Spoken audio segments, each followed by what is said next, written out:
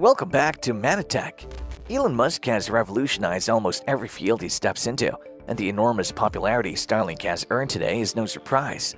In this video, we will discuss using Starlink in moving transport such as cars, planes, and boats.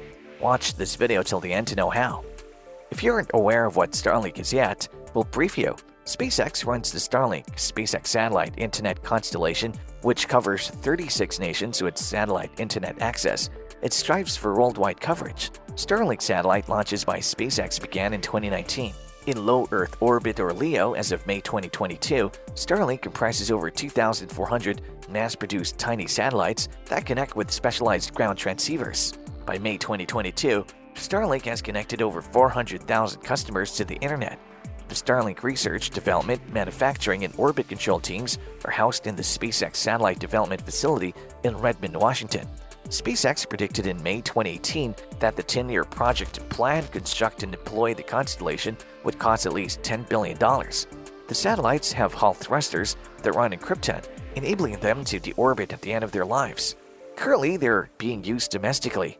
The Federal Communications Commission granted SpaceX permission to use its Starlink satellites to deliver high-speed internet to moving vehicles. With the approval, Starlink will now be able to provide in-flight Wi-Fi to passengers thanks to agreements it has already reached with several airlines including Hawaiian Airlines and the exclusive jet company JSX. According to the Federal Communications Commission, aka FCC's authorization order, which was recently published, authorizing a new set of terminals for SpaceX's satellite system will expand the range of broadband capabilities to meet the growing demands from users that now require connectivity while on the move.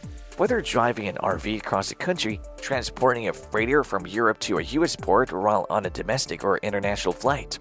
The FCC's regulatory permission was sought by SpaceX and numerous other businesses last year to permit the deployment of Earth Stations in Motion or ESIM Starlink terminals in moving spacecraft. The FCC granted Kepler and SpaceX's applications.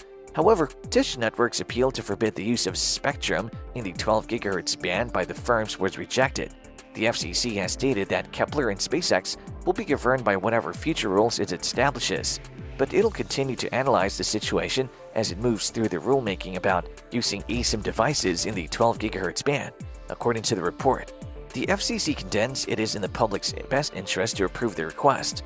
Elon Musk's SpaceX has been constructing a massive constellation of satellites in low Earth orbit to launch 42,000 of them to bring broadband internet to remote regions of the world. Parts of the United States, Canada, and New Zealand, some of Australia, the United Kingdom, and several European nations like Spain and France are currently receiving connectivity from Starlink. Instead of only working with average consumers, SpaceX wants to develop more relationships with business clients. Starlink announced its initial cooperation with Hawaiian Airlines to offer free in-flight Wi-Fi in April. Additionally, Delta Airlines started experimenting with Starlink internet on its aircraft. The FCC's approval will enable Starlink to pursue more business opportunities. Starlink will be able to pursue greater business opportunities thanks to the FCC's approval. Royal Caribbean Cruise Company asked Starlink in June to be permitted to offer broadband internet on their ships. Additionally, the business unveiled a portability feature in May that would enable customers to take their internet satellite dishes with them wherever they went for an additional $25 per month. This function was created with RV owners in mind. However, using the satellite dishes at the time was impossible while the RV was in motion. SpaceX must, however, be prepared to accept any interference received from present and future services approved, according to the requirement. Dish, an aspiring provider of a cellular network, has been at odds with Elon Musk's company because it claims that Starlink's use of eSIMs could interfere with the signal from its satellite dish.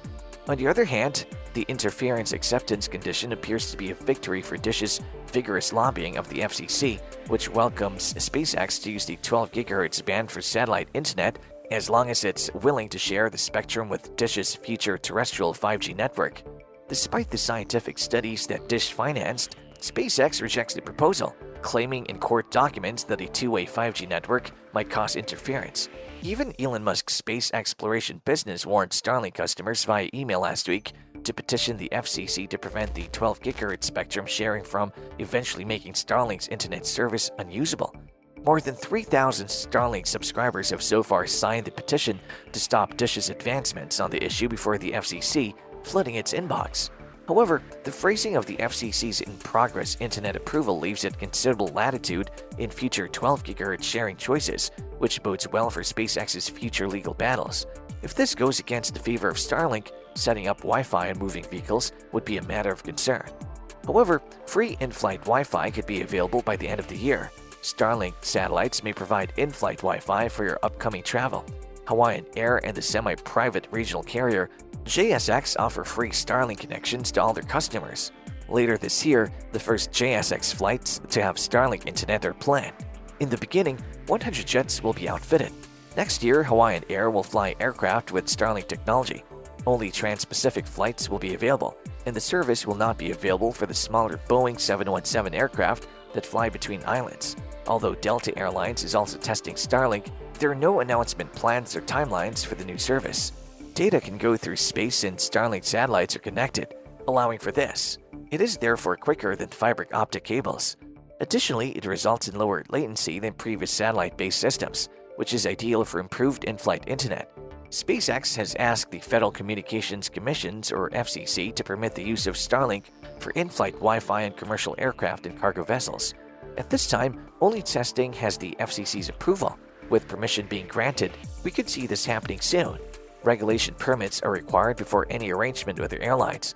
In near-Earth orbit, there are about 2,000 Starlink satellites. Some people dislike that they are up there.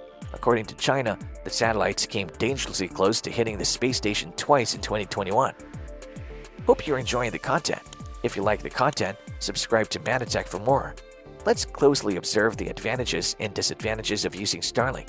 Advantages: a faster internet connection is the main factor that makes Starlink better than the rest. Affordability: internet service from Starlink is affordably priced. It is less expensive than cable and satellite internet in suburban and rural areas.